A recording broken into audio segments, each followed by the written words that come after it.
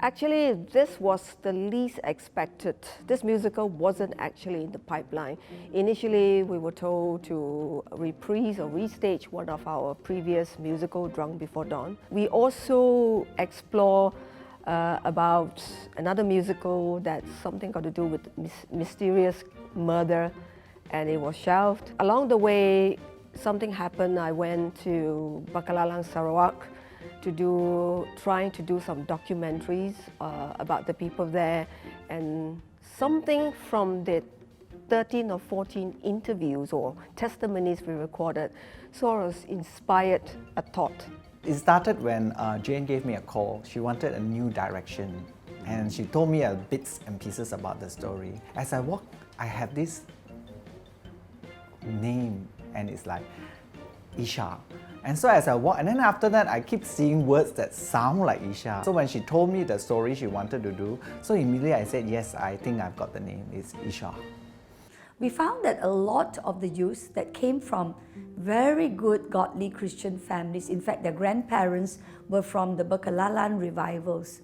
But to our horror and to our sadness, we found that many of these youth, not only do they no longer even have an idea of what it means to be a Christian, but many had gone into drugs or into even prostitution and into smoking and into drunkenness. There was a rampant loss of faith. And what we discovered was that there is a missing link between the grandparents who were the ones who experienced revival and the young people. The missing link were the parents of these young people. They did not have a first-hand experience of the revival, and so they were not carrying a first-hand faith. As a result, their children totally had no faith.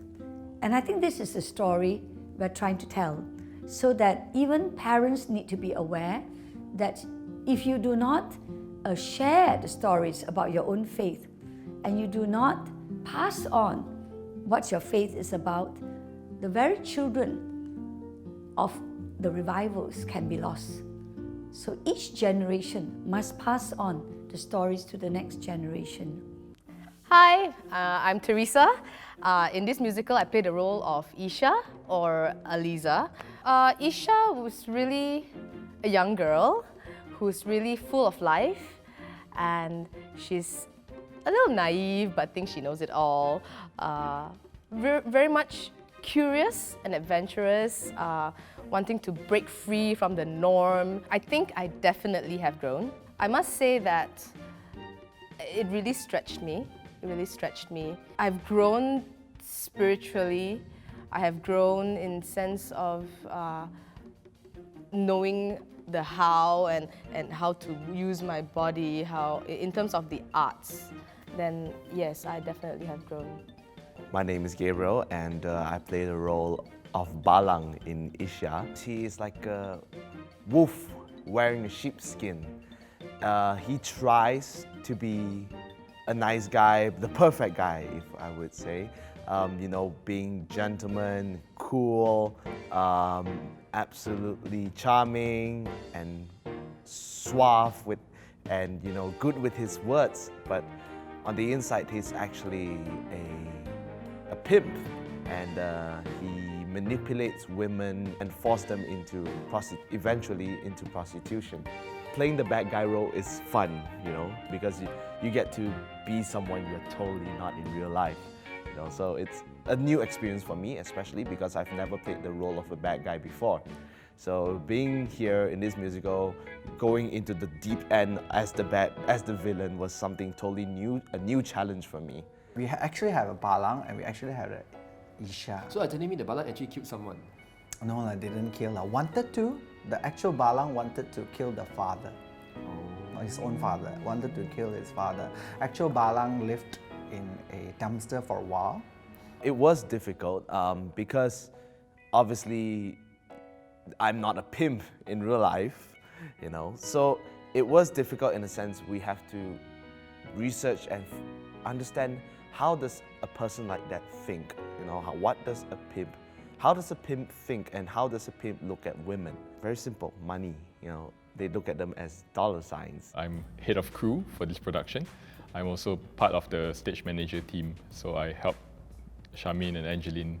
What I actually do on show day is it's pretty simple. I make sure all of the sets are ready to be changed, and I train the stage crew team on how to change it and how to do it, and the best way the most efficient way to do it, and the best looking way to do it especially.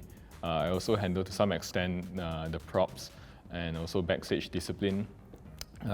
Make sure the cast are doing the right thing and not, they're not standing in the wrong places, and we don't want to sneak peek who's coming out next from the side curtains. So, all this kind of planning and just angles, which angle do you come out from, and this kind of stuff. We go about quite a lot of planning, and we plan it. Okay, they want it this way, so let's plan it.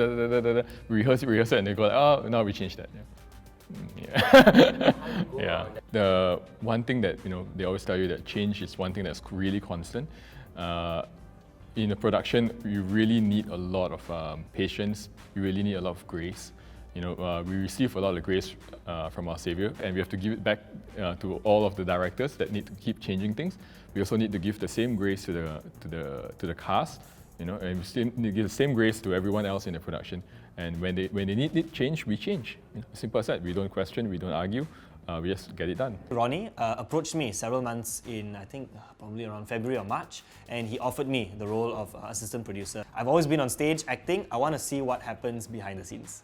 Sometimes I regret that decision, but most of the times I think it's been a beautiful learning process, and Ronnie, as my mentor, as producer, he has really taught me a lot. One of the most important things I think he's helped me to understand, collaboration can sometimes be the most beautiful process, but it's also sometimes the most painful process.